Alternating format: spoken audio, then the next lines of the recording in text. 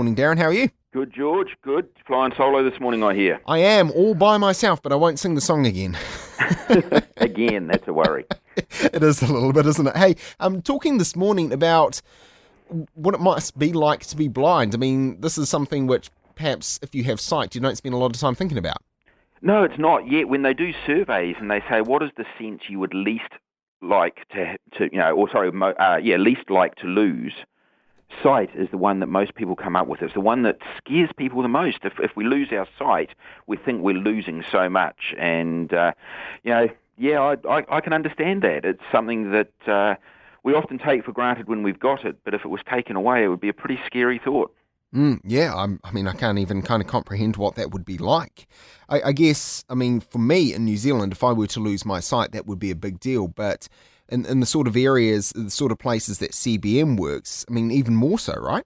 Oh, absolutely. And, we often, talk in the international aid and development sector about things that sort of sound like a bit of hyperbole, a bit overblown when we say that, things can actually be matters of life and death. But losing your sight, believe it or not, in the countries we're working in can literally be a matter of life and death. And we know that for children under the age of 10, that if they lose their sight, they're likely to die within 2 years of losing their sight unless they're provided some external assistance. And that's a really, really scary statistic.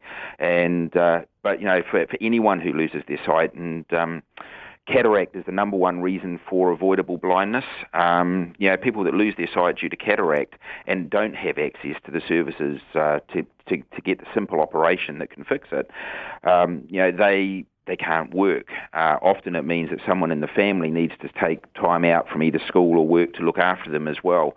And their life really, changes dramatically to the point where they're losing income, they're losing the ability to look after themselves, and it affects their whole families and plunges them into poverty. And we talk about that cycle of the double disadvantage of poverty and disability, and disability being both a cause and a consequence of poverty.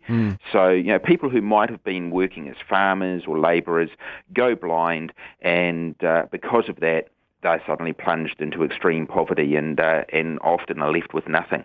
And, the frustrating thing sometimes for us, but on the other hand, the exciting thing is that this is fixable. Blindness like that is avoidable, and for a simple operation, for a cataract operation, which takes sort of 12 to 15 minutes, we can restore sight for people for as little as $35, which is pretty exciting. Reamer, your Christian radio station. Blindness in the developing world is, as you say, sometimes literally a matter of life and death, but also in many cases it's actually avoidable, which is, I guess, the encouraging thing that we can do something about this. That's right. 80% of all blindness is preventable and can be resolved, as we were talking about, a cataract operation or treatment for things like trachoma, or preventative measures like trying to stop things like river blindness. So, we can solve it, but it takes just a bit of effort on our part, and funding really is the big thing. We need the money to be able to do it. In terms of supporting the work of CBM, you've got a very exciting event coming up next month, I understand. Yeah, we sure do. In 10th of August at Euro Restaurant, we've got our annual blind dining dinner. This year we're calling it Eat, Drink, Give, Blindfolded. And you can come along, get a sense of what it might be like to be blind just for a short period of time, heighten your awareness of what that's like, and get some understanding of actually what people who are blind can actually do, that it's not as limiting as we think, but also through the tickets for the event, fund some of the work we're doing to prevent blindness, to do things like cataract operations. And one of the exciting things with the night is that it generally goes for about 3 hours, and in that time, somewhere in the world, CBM will have done around about 180 cataract operations. Wow.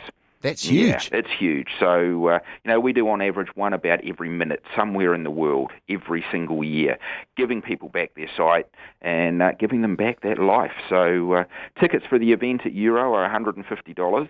It's a fantastic meal. It really is. The guys down there, Simon Galt and his team, go all out to design something that is especially done to heighten the senses of texture and taste, because of course you can't see the food, but let me tell you, it still looks awesome. And $50 of that comes to CBM, and it's an amazing night. We've got entertainment, we've got an auction to fundraise for the work, and we're really encouraging people to get out and have a great night out.